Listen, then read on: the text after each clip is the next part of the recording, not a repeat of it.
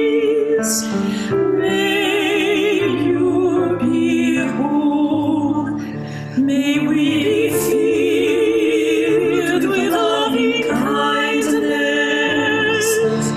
May we be well. May we be filled with loving kindness. May we be well. May we be peaceful and at ease. May we be whole.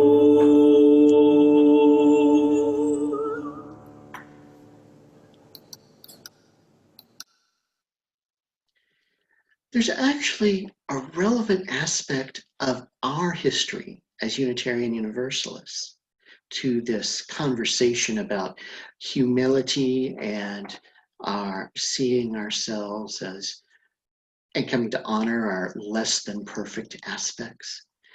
And it's been called the Unitarian controversy. It was a controversy that raged across the Commonwealth of Massachusetts about 200 years ago in the first quarter of the 19th century. It was sparked when the theology professorship at Harvard Divinity School was for the first time given to one of the theological liberals, a man named Henry Ware.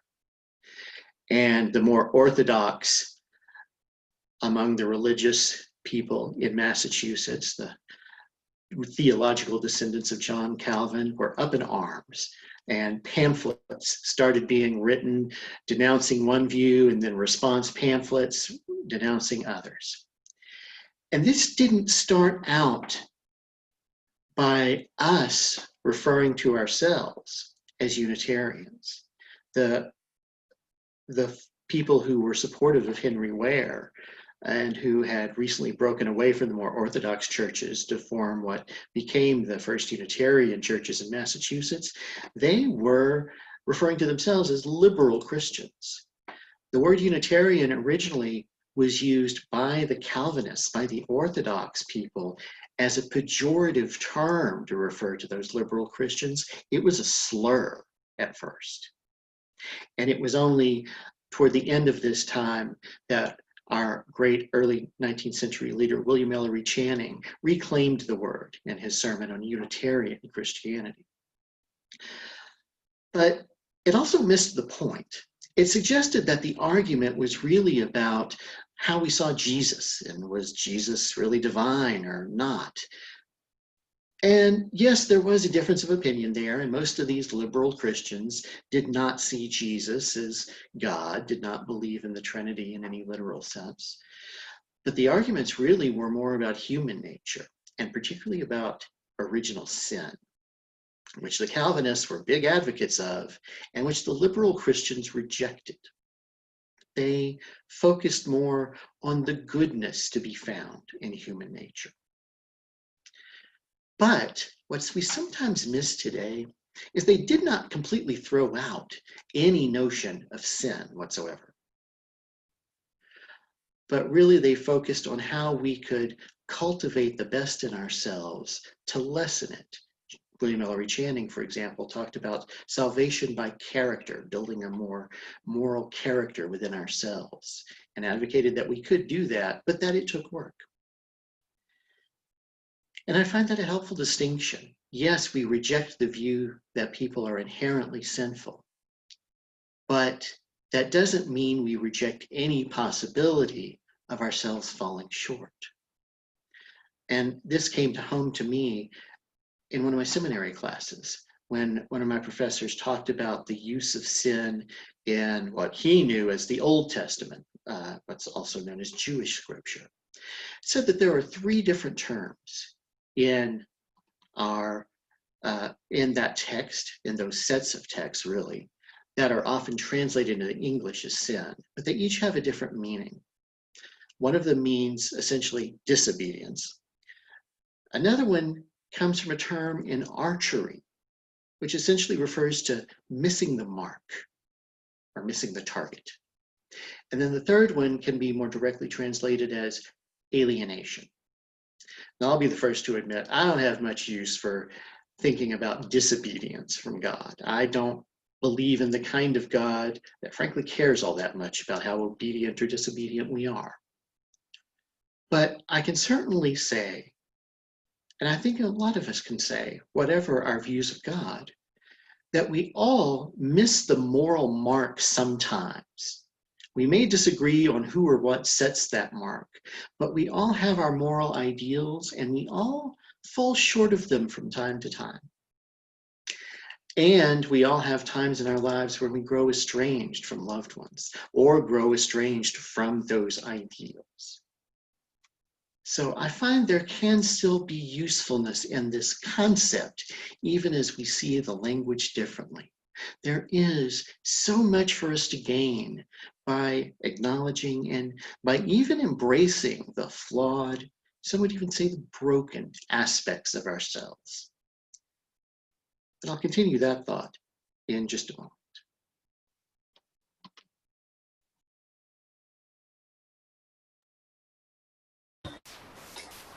In her book, Daring Greatly, popular author and social researcher Brené Brown quotes this passage. It was written originally by photographer and life coach Andrea Scher. I was a competitive gymnast as a kid. I got perfect attendance every year in school. Was terrified of getting anything worse than an A-, and had an eating disorder in high school. Oh, and I think I was the homecoming queen. Yep, I think I have some issues with perfectionism, but I have been working on it. As a kid, I equated being perfect with being loved, and I think I still confuse the two. I often find myself doing what Brené calls the hustle for worthiness, that dance we do so that people don't see how incredibly flawed and human we are. Sometimes I have my self-worth wrapped up in what I do and how good I look doing it, but mostly I am learning to let go. Parenthood has taught me a lot about that. It's messy and humbling, and I am learning to show my mess.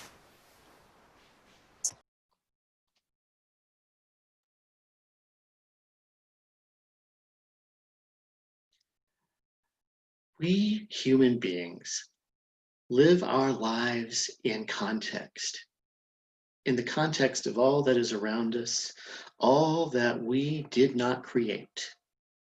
And that means that we live our lives within limits. We are limited creatures. I'll freely admit to not being the biggest fan of Sigmund Freud, but I did appreciate his referring to human beings as, quote, limited energy systems. That and many other kinds of limits are simply part of the human condition.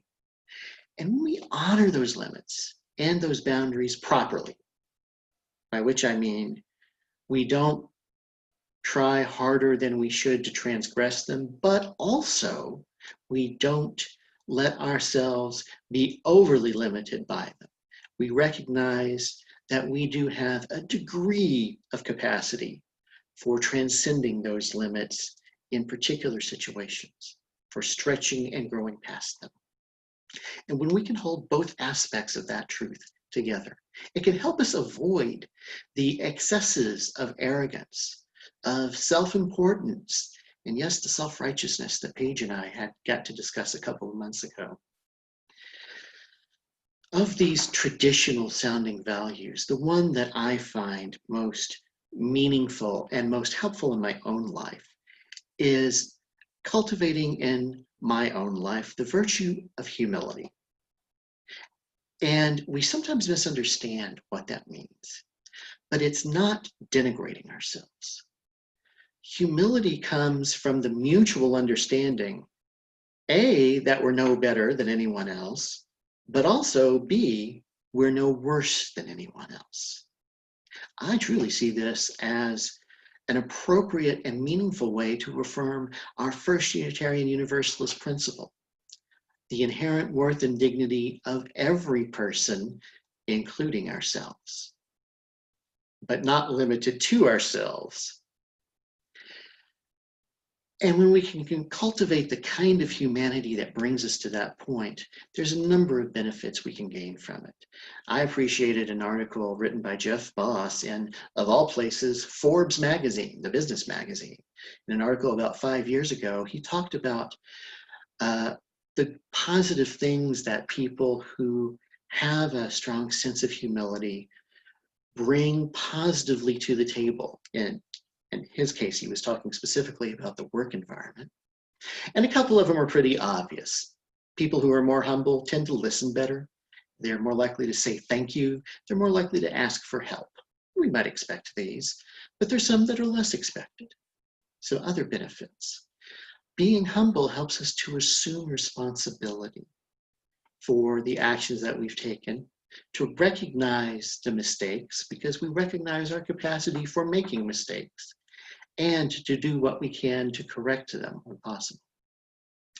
But humble people are also more likely, surprisingly, to have an abundance mentality, to understand that it's not about hoarding all the power, hoarding all the benefits for oneself. But when you understand that others are just as valuable as you are, you're more motivated to share that power, the responsibility, the joy and blessings of life, to spread those more widely. And you're more likely to speak your mind.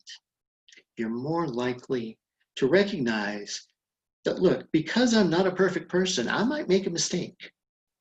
And it's okay to make a mistake. So it's okay for me to share what I'm thinking about, even as I'm a little unsure whether it's going to be the right thing to say or not, because I'm willing to do what I can to correct it when it's not.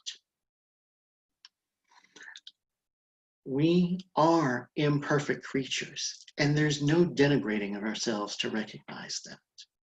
Indeed, it's true to our Unitarian heritage, even though it has tended over time, and occasions excessively, to emphasize the good side of human nature, sometimes not allowing enough recognition for the flawed aspects of ourselves. But even Ralph Waldo Emerson, who was studying to be a Unitarian minister at Harvard Divinity School while the Unitarian controversy was raising, even Emerson wrote in his essay on compensation, "There is a crack in everything that God has made." And that quote, of course, was beautifully expanded upon by the great singer-songwriter Leonard Cohen in a quote that was on your screen a moment ago. And I'll ask our AV person, Ed, briefly to put the last screen back on the last slide back on the screen, excuse me. From the chorus of his song Anthem, he wrote, "Ring the bells that still can ring, forget your perfect offering. There is a crack in everything. That's how the light gets in." When we honor the cracks in ourselves, honor what is both good and flawed in our own nature, and do so with a genuine sense of humility, then we can avoid that excess of self-righteousness. And we can be in deeper and more authentic relationship with one another. And in cultivating those deep relationships, even as we're forced to do in the more limited way online during these times of pandemic and lockdown, we're still called to move towards one another positively and not to dive into shame for the limits and what we might feel like are the broken aspects of ourselves, but to honor that they are legitimately parts of ourselves and that we're not so very different from anyone else, for we all have our own breaks, our own metaphorical cracks. And by being authentic with others about them, then we can let more light shine through those cracks for the benefit of all. So may it be for us all. Amen.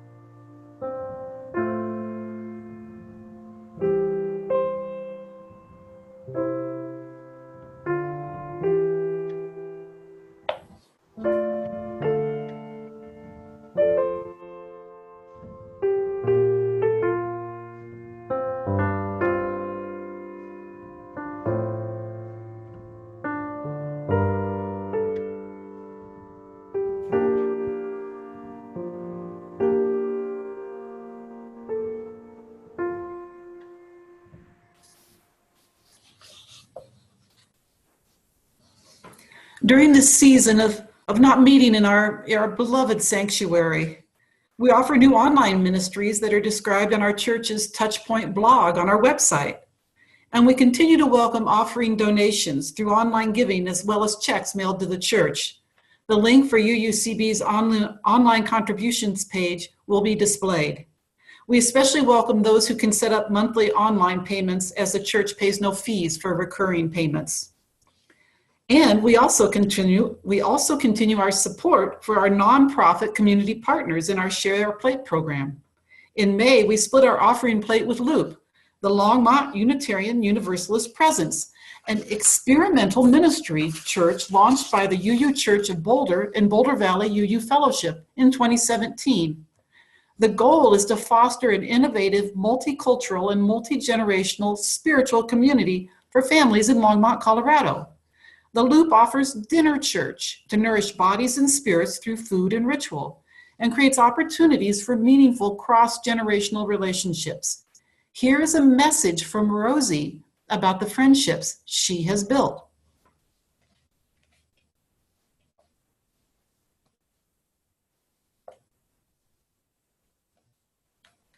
As a post-school, pre-family young adult, it can be a real challenge to make new connections.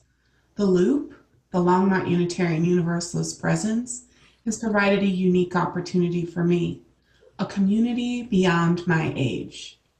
I know babies and preteens and a few octogenarians.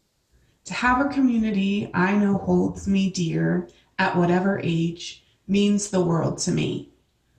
I am so glad to have the Loop and can't wait to welcome you too. Thanks, Rosie. You are welcome to join the Loop for dinner church, first and third Friday evenings.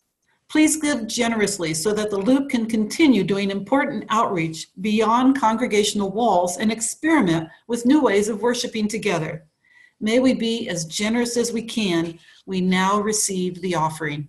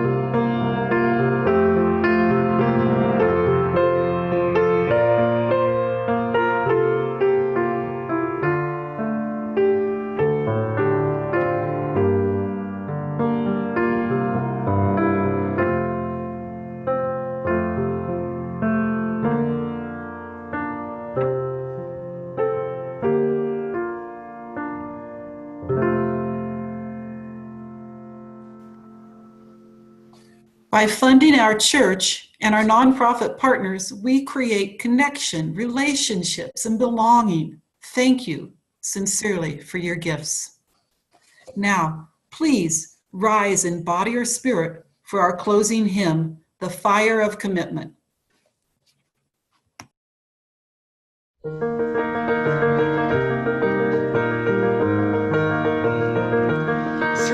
the light of days remembered burns a beacon bright and clear, guiding hands and hearts and spirits into faith set free from fear. When the fire of commitment sets our mind and soul ablaze, when our hunger and our passion meet to call us on our way, when we live with deep assurance of the faith that burns within, then our promise finds fulfillment and our future can begin.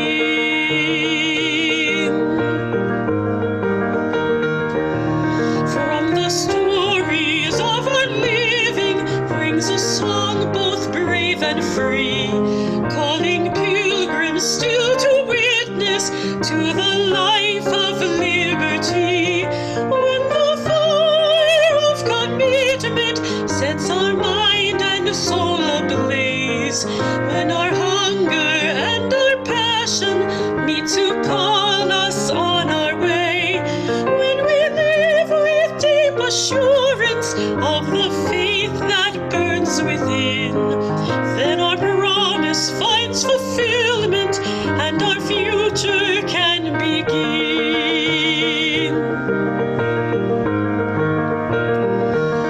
From the dreams of youthful vision comes a new prophetic voice, which demands a deeper justice built by our courageous choice. When the fire of commitment sets our mind and soul ablaze, when our hunger and our passion meet to call us on our way, when we live with deep assurance of the faith that burns within, then our promise finds fulfillment and our future can begin.